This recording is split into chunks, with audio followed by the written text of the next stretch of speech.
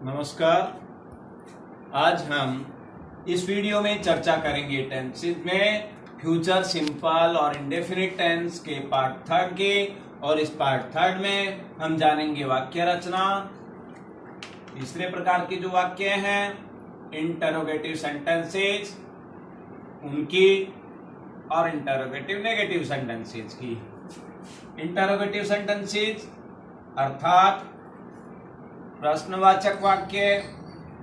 प्रश्नवाचक वाक्य वो वाक्य हैं जिनमें कोई न कोई क्वेश्चन किया जाता है, प्रश्न पूछा जाता है। बात करें ऐसे सेंटेंसेस के पैटर्न की, तो इन सेंटेंसेस का जो पैटर्न होता है उसमें सबसे पहले तो होता है WH वर्ड। अगर हमारा क्वेश्चन WH वर्ड वाला है, यानी जिसमें बोल करके जवाब देना है, तो वो हमेशा WH वर्ड से स्टार्ट होता है।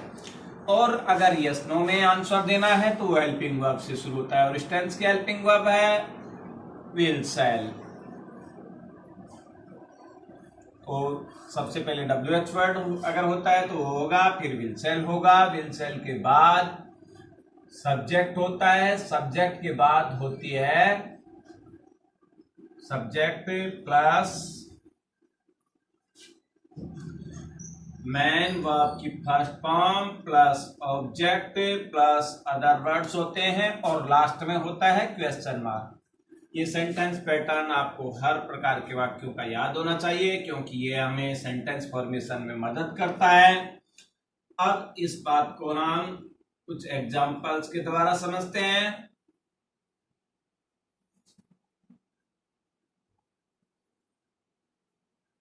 अनुज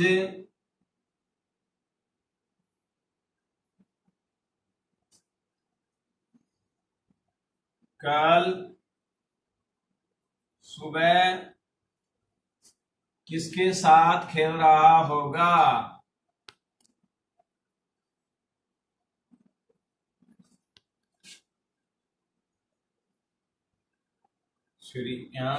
अनुज कल सुबह किसके साथ खेलेगा? लीजिए, किसके साथ खेलेगा? अब यहाँ प्रश्न पूछा जा रहा है किसके साथ, तो विद whom। यहाँ आपको करेक्ट फॉर्म भरने के लिए सेंटेंसेज में डबल ब्लैंक मिलेंगे। और फर्स्ट ब्लैंक में तो आपको फिल करनी है हेल्पिंग वर्ब, और सेकेंड में आपको फिल करना होगा मैन वर्ब की फर्स्ट फॉर्म। तो विद whom, फिर यहाँ आपको जो है करेक्ट फॉर्म भरवाई जाएगी, तो ये ब्लैंक होगा। यहाँ अब सब्जेक्ट कौन है? अनुज।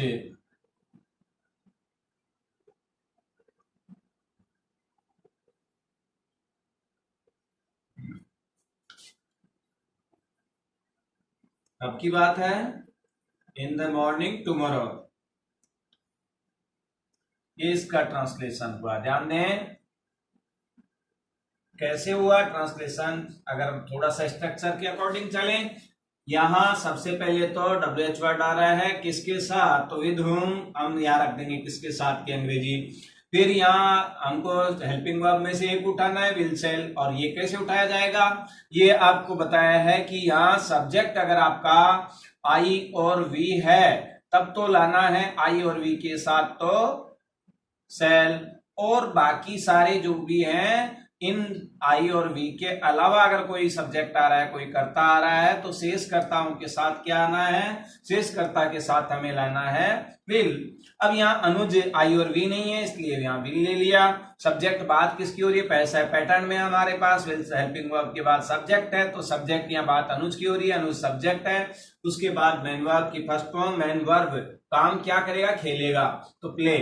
और उसके बाद ऑब्जेक्ट, इसमें कुछ था नहीं, क्या खेलेगा, ये कोई इसमें जवाब नहीं मिल रहा है। और बात कब की है? कल सुबह की, तो इन द मॉर्निंग टुमारो, ये जो है अदर वर्ड्स में रख दिए। इस तरह से हमारा सेंटेंस बन गया। बात करें अगर करेक्ट फॉर्म की, तो करेक्ट फॉर्म अगर आपको भरवानी जो है इसमें एग्जाम में, यही सेंटेंस करेक्ट फॉर्म भरने के लिए आ जाता है। तो आपको यहाँ दिया होगा प्ले। अब आप सबसे पहले तो टेंस की पहचान करेंगे, और टेंस की पहचान के लिए इसमें क्या आ रहा है? In the morning tomorrow. Tomorrow जो है डायरेक्ट आपको फ्यूचर टेंस इंडिकेट कर रहा है। और इधर देखिए कि यहाँ अब क्वेश्चन मार्क लगा है, ये इंटरोगेटिव बता रहा है सेंटेंस किस तरह का है। तो अब आप भरेंगे इसमें फर्स्ट में तो विल और सेकंड ब्लैंक में क्या भर देंगे, प्ले। एक और एग्जांपल इसी तरह से लेते हैं। हम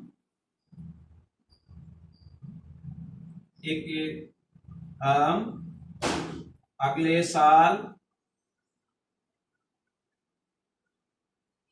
कौन से विद्यालय में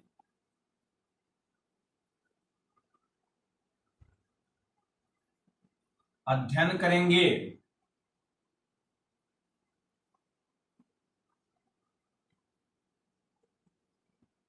देखिए अगर ये किसी की जिज्ञासा है, कोई पूछना चाहता है, उसने चर्चा सुनी है कि हम अगले साल तो इस स्कूल में नहीं पढ़ेंगे, तो उसके मन में क्या सवाल उठेगा, क्या प्रश्न उठेगा कि हम अगले साल कौन से विद्यालय में अध्ययन करेंगे, कौन से विद्यालय में पढ़ेंगे। तो वो अगर अपने भाई बहन से, जिससे जो है ये चर्चा चल रही है, उससे पूछना चाहेगा तो इसको अंग्रेजी में कैसे पूछेगा।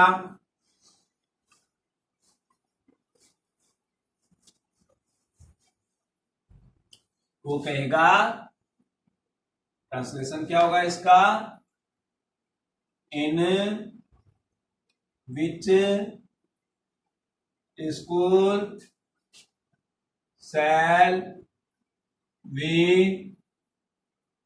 रीड और स्टडी। यहां अध्ययन की बात हो रही है तो यहां स्टडी नेक्स्ट ईयर।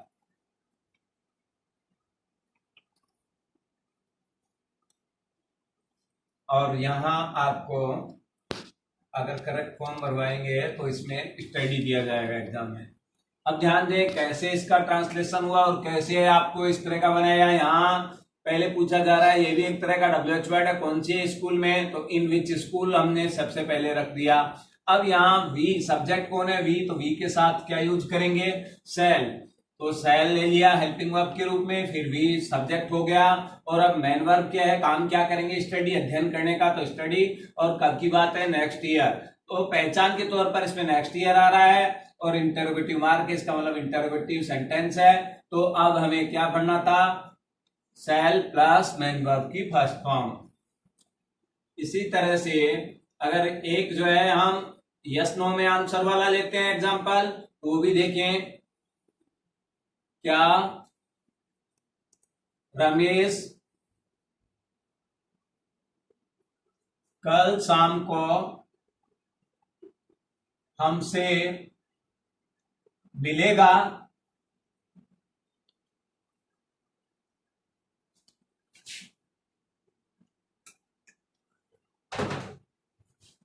ट्रांसलेशन होगा, shall Ramesh meet to us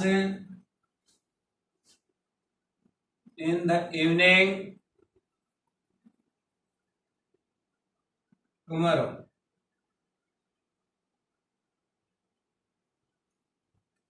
correct form अगर आपसे भरवाई जाएगी तो इसमें आपको यहाँ मीट दिया होगा। अब देखिए कैसे जो है ये फिल करेंगे और कैसे हम जो है इसका वो पहचानेंगे।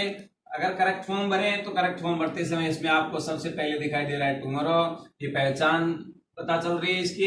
अब यहाँ सब्जेक्ट कौन है, रमेश, तो रमेश के साथ क्या है, रमेश सिंगुलर है, तो रमेश जो है आई और वी नहीं है, इसलिए हम क्या लाएंगे इसके साथ, विल। विल ये हो जाएगा फर्स्ट ब्लैंक में। सेकंड ब्लैंक में आपको जो भी गिवन वर्ब है वो उसकी फर्स्ट फॉर्म ही होती है हमेशा यहाँ। और यहाँ हमने पैटर्न में पढ़ा है कि इसमें क्या होता है, विल सेल के साथ वर्ब की फर्स्ट फॉर्म ही यूज होती है, तो ये मीट का मीट ही हम सेकंड ब्लैंक पे फिल कर देंगे। तो इस तरह से सेंटेंसेस मैं समझता हूं आपको अच्छी तरह समझ में आ गए होंगे।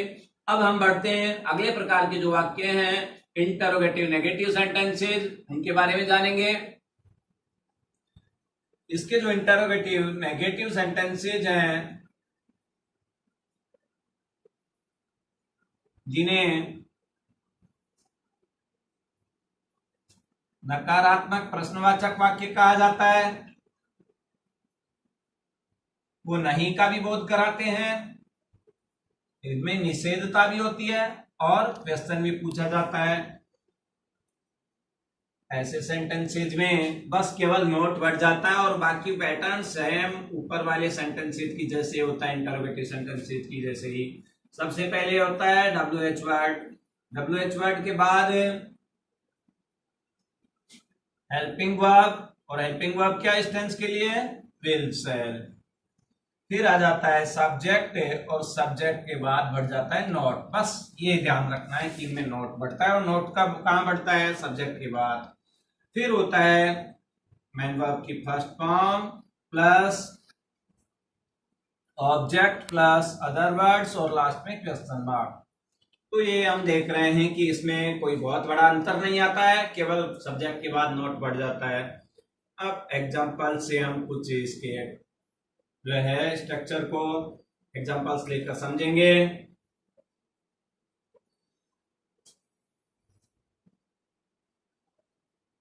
अगले सोमवार को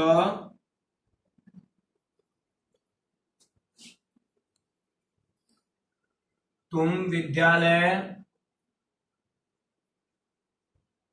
क्यों नहीं आओगे?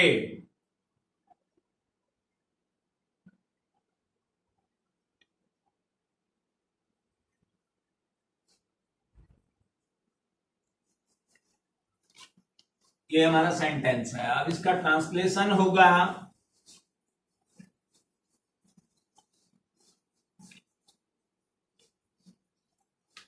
पहले तो इसमें देखिए, इसमें रीजन बताना है, क्यों नहीं नए विद्यालय न आने का कारण बताना है। तो इसलिए कारण हमेशा बोलकर बताया जाएगा, तो ये WH वर्ड से शुरू होगा, और कारण पूछने के लिए हमेशा हम यूज करते हैं वाई। फिर हेल्पिंग वर्ब, नेगेटिव है नॉट। फिर मेन वर्ब की फर्स्ट फॉर्म कम, ऑब्जेक्ट है to school, on next Monday.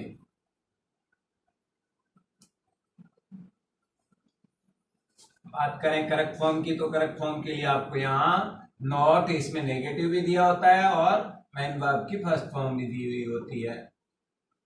तो अब ये तो हुआ इसका ट्रांसलेशन। ट्रांसलेशन कैसे हुआ एक बार आप फिर से देखें कि पहले WH वर्ड है हमारे पास, रीजन पूछा जा रहा है तो वाई हम पुट कर देंगे। फिर हेल्पिंग वर्ब, विल सेल में से एक उठाना है। सब्जेक्ट हमारा यू है तो यू के साथ आपको बताया आई और वी होता तो सेल लाते, बाकी सबके साथ विल, इसलिए विल आ गया। सेंटेंस नेगेटिव है इसलिए नॉट, और मेन वर्ब की फर्स्ट फॉर्म जो भी आपको ब्रैकेट में गिवन है वो ऐसे कैसे यहां रख देंगे। अब इसके बाद ऑब्जेक्ट लाना है, टू स्कूल, यहाँ ऑब्जेक्ट हो गया, और कब की बात हो रही है? एडिशनल क्या है? ऑन नेक्स्ट मंडे, तो ये हो गया। अब बात करेक्ट फॉर्म की करें तो करेक्ट फॉर्म में आप कैसे पहचानेंगे? सबसे पहले आप पहचान के शब्द दिखाई दे रहे हैं नेक्स्ट मंडे, ये टेंस की पहचान हो गई। और अब इसके बाद फर्स्ट ब्लैंक में तो आपको विल और सेल में से रखना है, और वो कैसे रखना है आपको बताया जा चुका है कि यहाँ सब्जेक्ट आई और वी हो तो सेल लाएंगे, बाकी सबके साथ विल।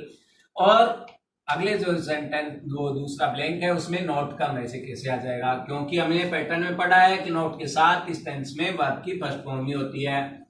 एक और एग्जांपल लेते हैं, ये ले लेते हैं हम यस नो में आंसर वाला। क्या हम 5 साल बाद इस मकान में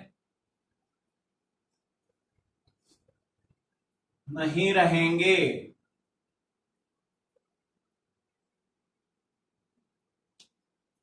अब देखिए यस नो में आंसर है इसलिए हेल्पिंग वर्ब सबसे पहले आएगी। अब हेल्पिंग वर्ब कैसे लानी है? सब्जेक्ट के अकॉर्डिंग। सब्जेक्ट कौन है? हम, तो हम वी के लिए क्या यूज होता है? वी के साथ सेल, तो सेल हमारा सबसे पहले होगा सेल, फिर सब्जेक्ट हो गया वी। अब नेगेटिव है तो नॉट, और मेन वर्ब क्या है यहाँ? रहना, काम क्या नहीं करेंगे?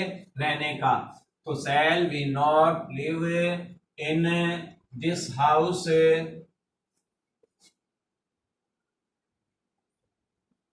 After 5 years। करेक्ट फॉर्म अगर आपसे भरवाई जाएगी तो यहाँ आपको नॉट और लिव दिया होगा। अब कैसे पहचानेंगे और कैसे भरेंगे? यहाँ आफ्टर प्लस टाइम आ रहा है, कमिंग टाइम है, आगामी बात हो रही है, 5 साल बाद की बात हो रही है।